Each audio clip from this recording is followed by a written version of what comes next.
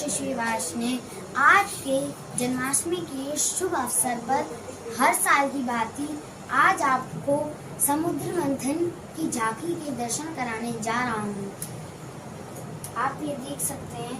और समुद्र मंथन के पीछे की कहानी है कि विष्णु जी ने कहा कि सारे राक्षस बड़े उतावले हैं समुद्र मंथन के लिए, तो हमें भी समुद्र मंथन करना चाहिए।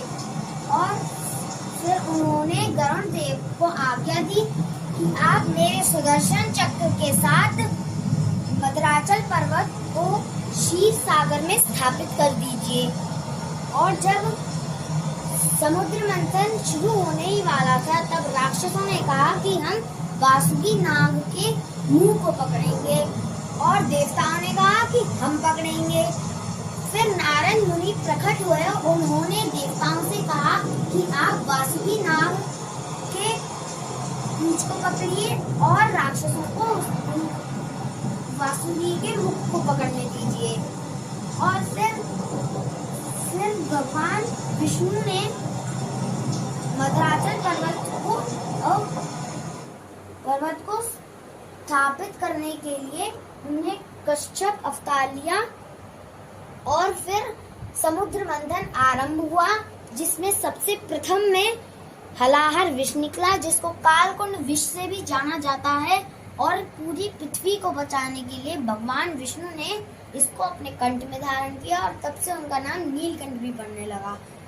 और फिर चंद्रमा निकला, फिर परिजात वृक्ष निकला, जिसको छूने से आपकी सारी मनोकामनाएं पूरी हो जाती हैं, और इसको स्वर्ग में स्थापित किया गया।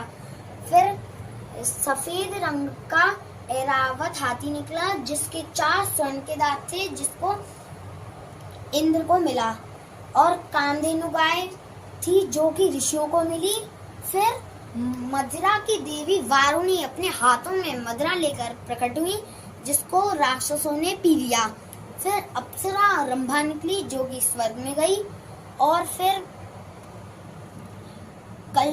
कल्प वृक्ष निकला, जिसको छूने से आपके अंदर की सारी दुख दर्द खत्म हो जाते हैं। फिर उपछेश्रवा नाम का सफेद रंग का उड़ने वाला घोड़ा निकला, जिसको राक्षसों के राजाओं ने रख लिया। फिर साक्षात माता लक्ष्मी निकली, जिनका विवाह विष्णु जी के साथ हुआ।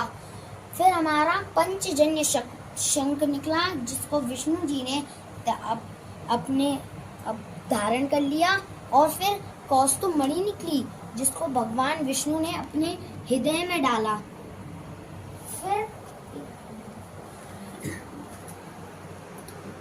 विश्वकर्मा देव निकले, जिन्होंने सृष्टि का निर्माण किया।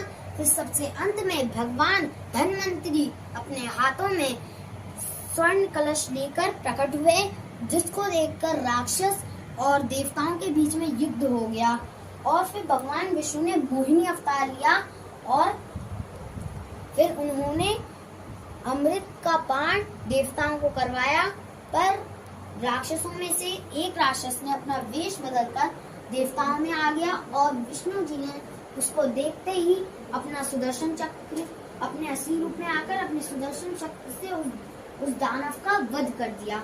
और यही थी हमारी समुद्र मंथन के पीछे की कहानी। और आप यहाँ देख सकते हैं 56 भोग दर्शन।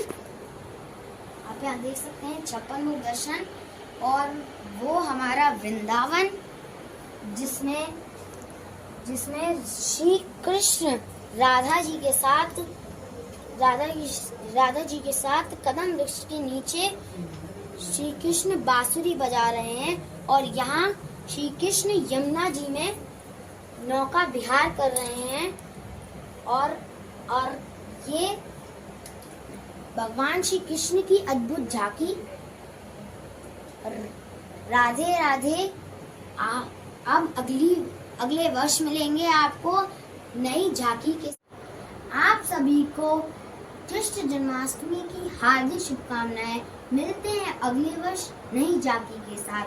राधे राधे।